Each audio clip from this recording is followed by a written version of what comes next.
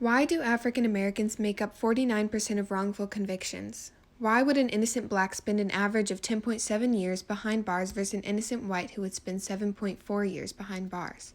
On average, why do black murder exonerees wait 3 years longer in prison before release than whites do? Why have these issues not been addressed? In America, degrading assumptions and stereotypes are formed around the African American race, resulting in a high rate of inaccurate criminal convictions towards blacks and even death penalty sentences without fair trial. As one resurfaces the past, countless times have black people been misjudged and falsely accused of crimes. Yet unfortunately, the issue still stands today. The commonality of the racial profiling, bias, and assumptions made towards blacks in the United States is disheartening. In 2011, Troy Davis, an innocent black man, was accused of a crime he did not commit and later put on death row to be lethally injected. Danielle Selby reports that although 7 out of 9 witnesses recanted their testimony against him, the state moved ahead with Davis's execution. Davis was robbed of justice and of his own life over something completely unrelated to his own actions. Before his death, Davis reminded those fighting for justice that the struggle for justice doesn't end with me. The struggle is for all the Troy Davises who came before me and all the ones who will come after me. CNN recaps Troy Davis's last words before his death. Asked if Troy Davis had anything to say, and Davis lifted his head up, looked at that first row, and made a statement in which he said he wanted to talk to the McPhail family and said that despite the situation you're in, he was not the one who did it. He said that he was not personally responsible for what happened that night, that he did not have a gun. He said to the family that he was sorry for their loss, but also said that he did not take their son, father, brother.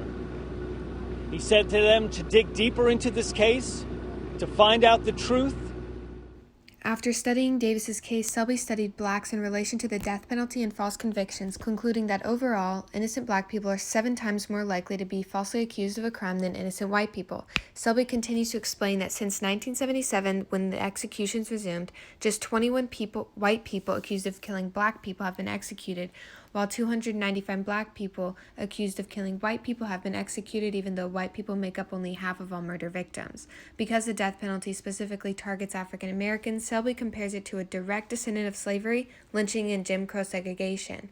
Upsetting enough as it is, Selby argues that although they make up 13% of the United States population, black people make up 52% of the death row. Unfortunately, the struggle advances and is often overlooked. In 2015, Anthony Ray Hinton was exonerated after a false accusation of murder in 1985. Hinton spent a whopping 30 years on Alabama's death row with a declining hope for justice. Although all evidence pointed towards his innocence, his prosecutor claimed that he could tell Mr. Hinton was guilty and evil just by looking at him. Hinton's lawyer explained that because he would face an all-white jury, the odds would be against him. Ultimately, Hinton's future came down to a white person's word against his own, no matter his abundance of innocence. Finally, Laura Petro, a Jefferson County judge, overturned his conviction, releasing him from prison. Many say that Hinton was lucky enough to be released alone, but that perspective is dangerous. Hinton, an extremely innocent man, should not have spent 30 years on death row to begin with. Walter McMillion's case from Just Mercy by Bryan Stevenson is one similar to those mentioned previously. McMillion was an innocent black man falsely accused of a murder he could not have committed. Although McMillion's conviction was finally overturned in 1993, it took overwhelming evidence of innocence. Afterwards, Stevenson spread knowledge about the unfair, completely reaching false accusations often made towards countless black people and the high percentage of African Americans on death row. Bryan Stevenson spoke of his confusion on McMillion's conviction. 100 death row inmates. I have never had a case where the state's only evidence of guilt comes from one person, where there's no motive, there's no physical evidence, there's no corroborating circumstances, there's nothing but the word of one person. False accusations towards blacks are still happening today, and because of its severity, the issue should not be disregarded yet. Recently, in New York City, a white woman, Amy Cooper, complained of a black man who threatened her life by asking that she put a leash on her dog while walking it in Central Park. She later called the police. The black man had made no threats or rude remarks towards Cooper, yet her overreaction towards the situation resulted in a negative media attention towards the innocent African American man. Cooper struggled to realize the potentially dire consequences of her claims. Because of America's deeply rooted racism, along with high percentages of wrongful convictions towards blacks today, African Americans are forced to live their lives walking on eggshells in fear of unsubstantiated accusations from whites whose words hold weight. We live in a society where white lies matter.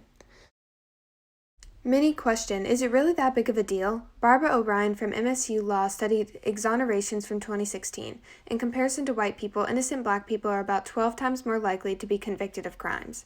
Lincoln Quillian and Diva Pager conducted a Harvard study by investigating the relationship between the percentage of African Americans living in a neighborhood and its perception because of it.